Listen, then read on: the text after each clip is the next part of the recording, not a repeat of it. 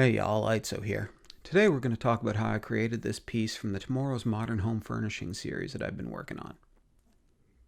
First, I start with an image of a piece of furniture I like. Today it's this table.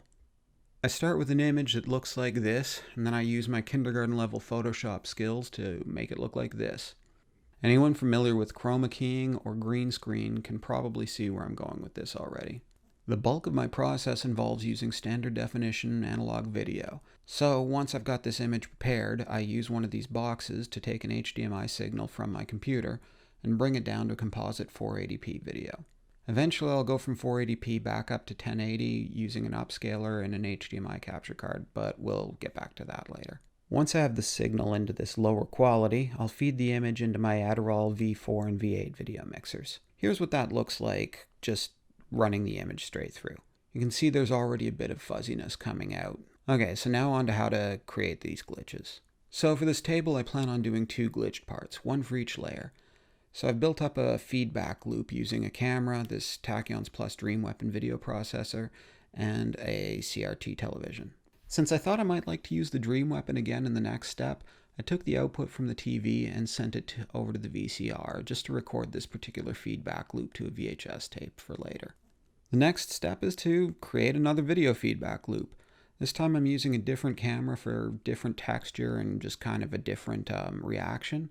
And then I'm running it through the Tachyons Plus Rainbow Onic video processor. Once I have the second video feedback loop set up, I start playback on the other feedback just through the VCR. And then I send both of these signals to their own video mixer. Here's how the second batch of feedback looks going through the V4. Here's the first feedback loop from the VCR going through the V8. It feels a little dark though, so I'm going to use the negative feature on the V8 to brighten things up a bit. To tie it all together, let's bring the table image back up on the V4. Next, let's key out the blue to show the feedback going on below the image. Now this output is going into the V8, and we can key out the green, revealing the second batch of feedback. From here I take the output of all of this and I run it all through a Tachyons Plus Synchronizer to get the edge noise and saturate the colors a little bit and get an overall glitched feel. From the Synchronizer I go into the Kramer upscaler, and then using HDMI I go into an Elgato capture card, which then allows me to capture the signal back into the computer. Once I'm capturing, I basically let the video run for a while, because even though it's only a 3-second loop that I'm hoping to create, I still want to have about 3 or 4 minutes of footage so that I can find like that perfect looping point, which, sometimes takes a while. Once I have the video captured, I don't really do a lot of editing in the computer. The only thing I do immediately is I take the 16:9 signal that comes in from the upscaler and I bring it down to a 4:3 aspect ratio signal because that's what I was working in, so it looks more accurate that way. Once in a while, I'll have to correct some glitches that are just too destructive. Like on this table, you'll see sometimes this table leg just gets blasted into infinity. So I'll create a mask there and just make it not go away.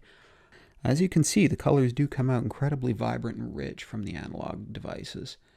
This makes it so that I really just don't have to do any color correction inside software, which is good because I'm really not very good at that. One more note with all of the colors is since all of these devices are analog circuit bent devices, they're incredibly unpredictable. So I basically just kind of have to take what I get in terms of colors. If I don't like it, I just have to keep fidgeting until I get something I do like. That's probably the most time-consuming part of this process is building these feedback loops can sometimes take 20-30 minutes, sometimes takes 2-3 hours. Sometimes I get it on the first try and it's done in 30 seconds. A lot of this is just wrestling with these machines until they do something that I like.